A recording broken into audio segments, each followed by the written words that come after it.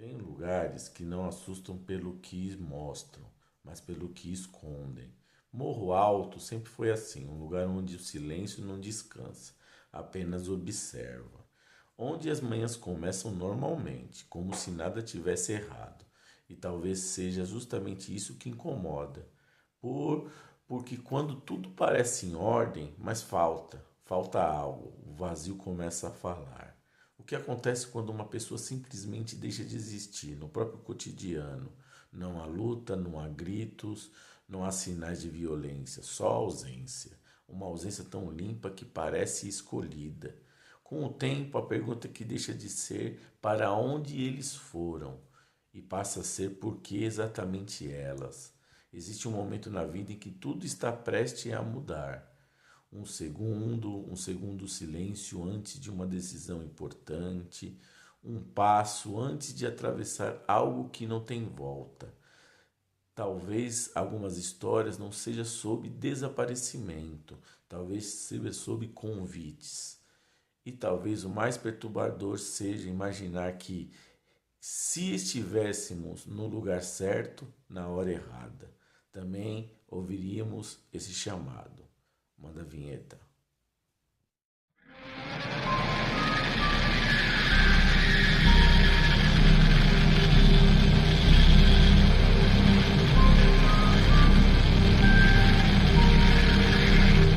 O ar em Morro Alto, uma pequena cidade encravada nas colinas de Minas Gerais, sempre teve um peso diferente. Não era a umidade da Mata Atlântica, nem o cheiro de café fresco que pairava no amanhecer. Era algo mais antigo, mais denso, uma espécie de silêncio que engolia os sons, uma ausência que se manifestava mesmo na presença. E foi nesse silêncio que o primeiro sumiço aconteceu. Não o primeiro sumiço da história, claro, mas o primeiro de uma série que transformaria Morro Alto de um vilarejo pacato em um eco de sussurros e medo. Era uma manhã de terça-feira, o sol mal despontando sobre as serras, quando Ana Lúcia, de 34 anos, não apareceu para abrir sua pequena padaria. Ana era pontual, quase obsessiva com seus horários. Os moradores de Morro Alto podiam ajustar seus relógios pelo cheiro do pão de queijo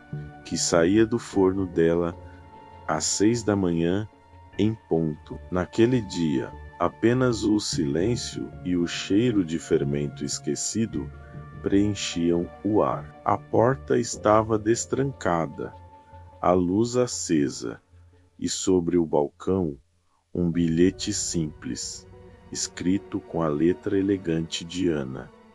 Fui embora. Não me procurem. Ninguém acreditou. Ana Lúcia tinha raízes profundas em Morro Alto. Sua família estava lá há gerações. Tinha sua padaria, seus amigos, um noivo, Marcos, com quem planejava se casar em alguns meses. Ir embora, sem dizer adeus, sem levar nada, sem sequer um motivo aparente? A explicação parecia tão frágil quanto o papel do bilhete. A polícia local, acostumada com pequenos furtos e discussões de vizinhos, ficou perplexa. Uma busca foi iniciada, mas não havia rastros. Nenhum pneu de carro na estrada de terra que levava à cidade. Nenhum depoimento de alguém que a tivesse visto sair. Ana Lúcia evaporou. O caso de Ana Lúcia foi o primeiro, mas não seria o último. A cidade, que antes vivia em uma bolha de tranquilidade, começou a sentir a rachadura. As pessoas começaram a olhar umas para as outras com uma nova desconfiança, um medo velado. O silêncio de Morro Alto, antes apenas uma característica, agora parecia um predador à espreita. 3 meses depois, foi a vez de Pedro Henrique. Pedro era um jovem de 22 anos, estudante de agronomia em uma cidade vizinha, mas que passava os fins de semana em Morro Alto, visitando sua avó, Dona Eunice. Na sexta-feira, ele chegou como de costume, conversou com a avó, ajudou-a na horta e, depois do jantar, disse que sairia para encontrar uns amigos no bar da praça. Nunca chegou ao bar, nunca voltou para a casa de Dona Eunice. Seu celular estava desligado e a única pista era a bicicleta encostada no muro da casa, como se tivesse acabado de chegar. Sua avó, uma mulher de fé inabalável, começou a definhar. Ela sabia que algo estava errado. Pedro era um rapaz responsável, com planos, com um futuro. Ele não simplesmente iria embora. O bilhete deixado no quarto de Pedro Henrique era quase uma réplica do de Ana. Preciso ir. Não se preocupem. A caligrafia, no entanto, não era a de Pedro Henrique. Era diferente, mais formal, quase impessoal.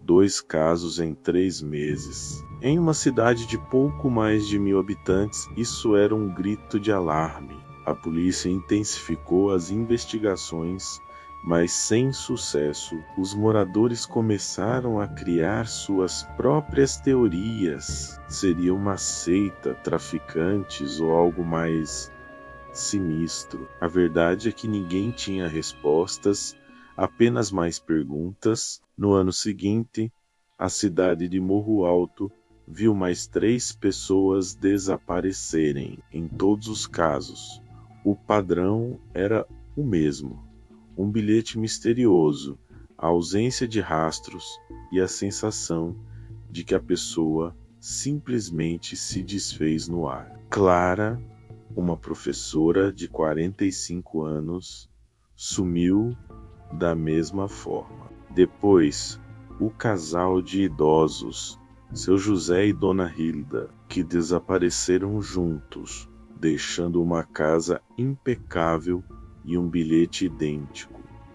A cidade estava em pânico. As ruas, antes cheias de crianças brincando, agora ficavam vazias ao cair da tarde. As conversas nos mercados se resumiam a sussurros sobre os sumiços. O que estava acontecendo em Morro Alto? A imprensa nacional finalmente notou o padrão. Reportagens começaram a aparecer, transformando a pequena Morro Alto em um foco de mistério e especulação. Detetives particulares e curiosos de toda parte começaram a chegar, atraídos pela aura de inexplicabilidade, mas ninguém conseguia desvendar o enigma, o ponto de virada, ou pelo menos o momento em que a história de Morro Alto ganhou uma nova e perturbadora camada.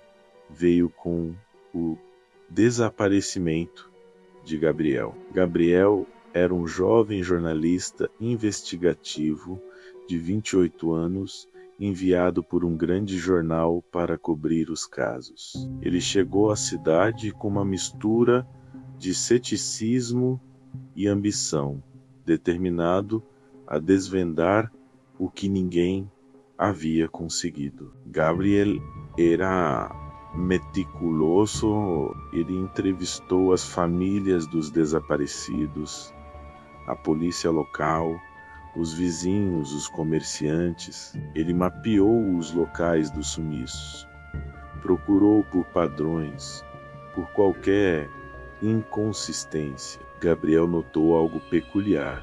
Todos os desaparecidos tinham um ponto em comum. Não era a idade, nem a profissão, nem o status social. Era algo mais sutil. Todos eles, de alguma forma, estavam em um momento de transição em suas vidas. Ana Lúcia prestes a casar, Pedro Henrique prestes a se formar, Clara pensando em aposentadoria, seu José e Dona Hilda planejando uma viagem de volta ao Nordeste, como se algo estivesse escolhendo aqueles que estavam no limiar de uma nova fase.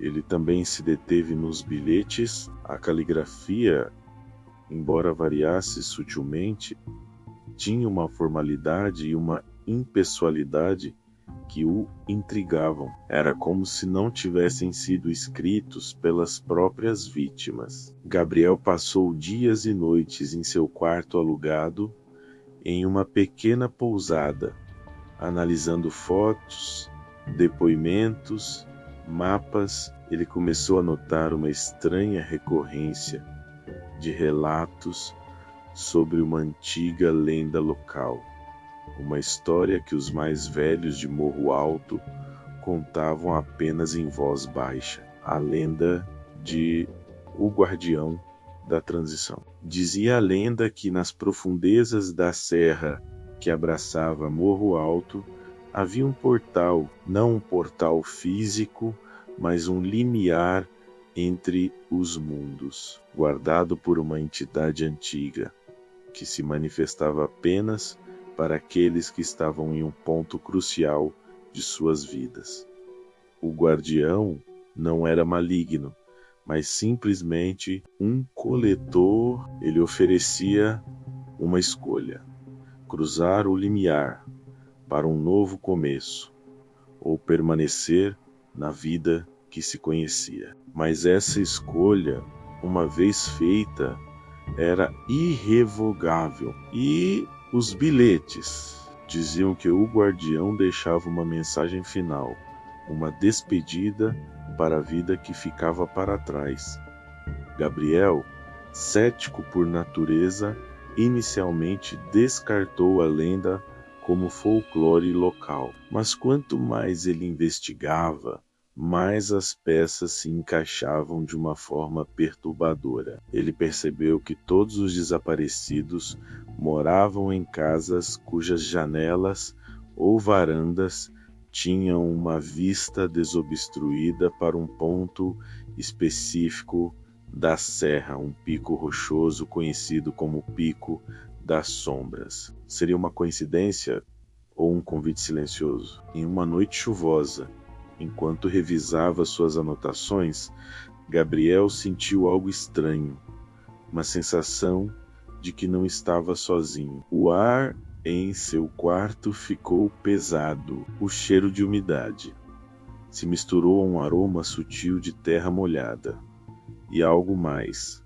algo etéreo, quase metálico. Ele olhou para a janela e, apesar da chuva, pôde jurar ter visto um brilho pálido no Pico das Sombras, uma luz fraca, pulsando. A curiosidade de Gabriel, sua busca pela verdade, o impulsionou. Ele sabia que estava perto de algo monumental, algo que desafiava a lógica. Ele sentiu um chamado, uma atração irresistível. Naquela noite, Gabriel pegou sua mochila, sua câmera e seu gravador. Ele saiu da pousada sem avisar ninguém, caminhando em direção à serra, em direção ao Pico das Sombras, guiado por aquela luz pulsante e pela sensação de que estava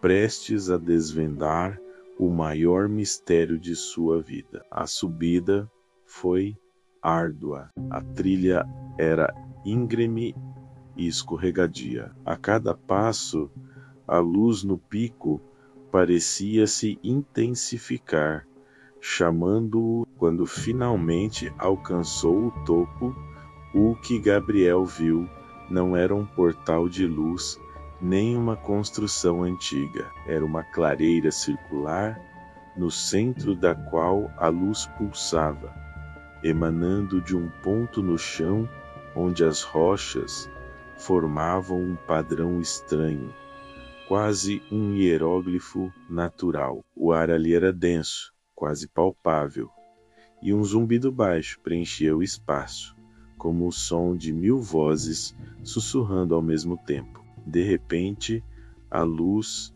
se intensificou, chegando por um instante.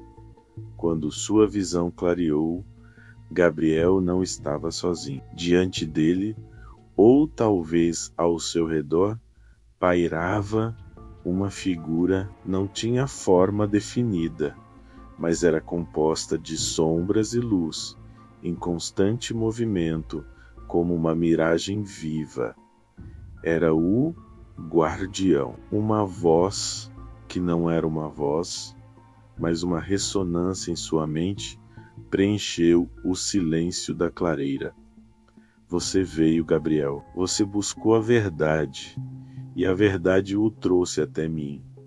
Gabriel, apesar do medo, sentiu uma estranha calma. O que é você? O que acontece com as pessoas que somem? A figura se moveu e o zumbido aumentou. Eu sou o limiar. Eu sou a escolha. As pessoas que você busca não sumiram. Elas escolheram um novo caminho, uma nova existência, além do que você conhece. Mas por quê? E os bilhetes? Os bilhetes são a última despedida de sua antiga vida. Uma formalidade, um adeus ao que não será mais. Cada um deles estava em um momento de grande mudança, um ponto de inflexão. Eu lhes ofereci a oportunidade de transcender, de ir além.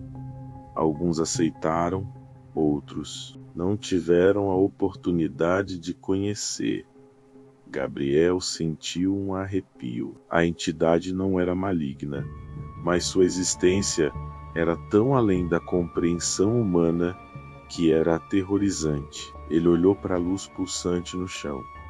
E se eu escolher? Se você escolher, Gabriel, você também cruzará o limiar. Você deixará para trás sua vida, suas perguntas, suas certezas. Você se tornará parte de algo maior, algo diferente, mas não haverá retorno. Gabriel pensou em sua vida, em seu trabalho, em sua busca incessante por respostas. Ele estava no auge de sua carreira, mas também sentia um vazio, uma inquietude. A proposta do guardião era tentadora em sua estranheza, em sua promessa de algo além. Mas o preço era tudo. A entidade parecia ler seus pensamentos. A escolha é sua, Gabriel. Não há julgamento, apenas a oportunidade. Enquanto Gabriel ponderava, o zumbido diminuiu e a figura do guardião pareceu se dissolver ligeiramente, como fumaça ao vento. Ele sentiu o peso da decisão. Sua mente racional gritava para ele voltar, para expor o que havia encontrado, por mais inacreditável que fosse. Mas algo em seu coração, a mesma curiosidade que o trouxe até ali, o puxava para a luz. Gabriel se aproximou do ponto de luz pulsante, esticou a mão, hesitante. A luz era quente, convidativa. Ele fechou os olhos, respirou fundo e por um instante pensou em tudo o que deixaria para trás. Seus pais, seus amigos, sua carreira, mas a atração do desconhecido era mais forte. Ele tocou a luz. No dia seguinte, os moradores de Morro Alto notaram algo estranho. A pousada onde Gabriel estava hospedado não tinha mais seu carro. O quarto estava impecável, como se nunca tivesse sido usado. E sobre a mesa de cabeceira, um bilhete simples, escrito com a letra elegante de Gabriel. fui embora. Não me procurem. A história de Morro Alto continua. Os sumiços, embora menos frequentes, ainda acontecem. A lenda do guardião da transição agora inclui o jornalista, que veio para desvendar o mistério, mas que no fim também se tornou parte dele. A cidade, para muitos, é um lugar amaldiçoado, um poço de mistérios sem solução. Mas para aqueles que sussurram a lenda, Morro Alto é um limiar, um lugar onde o véu entre os mundos é mais tênue e onde algumas escolhas, uma vez feitas, levam a um destino além da nossa compreensão. O que você faria se estivesse em um ponto de inflexão na sua vida e o guardião da transição lhe oferecesse uma escolha? Você cruzaria o limiar? Se você, assim como Gabriel, sente uma atração pelo inexplicável, e se as histórias que desafiam a lógica te prendem, então você está no lugar certo. Inscreva-se no Voz do Mistério e ative as notificações. Aqui, cada história é uma porta para o desconhecido, e nem sempre o que você encontra do outro lado tem uma explicação. Morro Alto permanece lá, com seu silêncio peculiar, suas casas vazias e seus bilhetes misteriosos. É um lembrete de que, às vezes, a verdade não é uma conclusão, mas um convite para ir embora, para um lugar onde a linha entre a existência e a ausência se desfaz,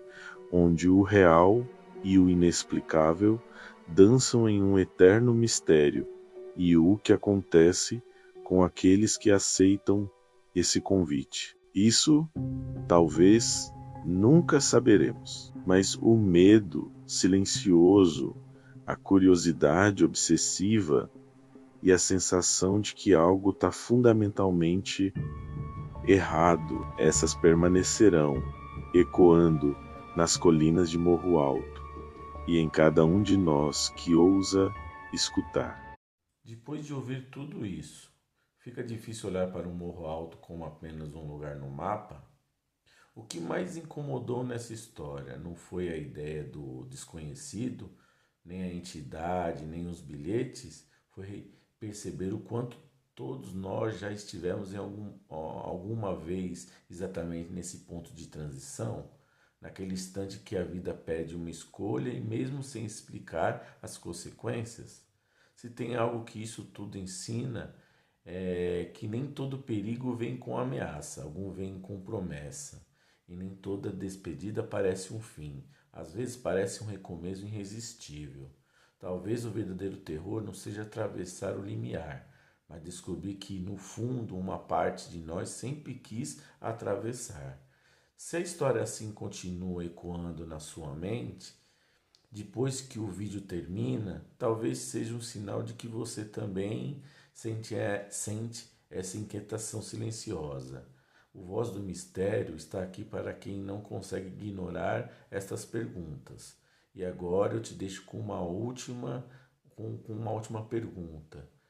E se o silêncio chamasse você pelo nome? Você teria certeza do que resistiria? Você teria certeza que você resistiria? Fale nos comentários. Veja o vídeo do Voz do Mistério sobre a Annabelle, a boneca Annabelle, e os nossos vídeos postados anteriormente. Isso ajuda demais o canal a crescer e continuar fortalecendo a comunidade do Voz do Mistério. Muito obrigado, até o próximo vídeo.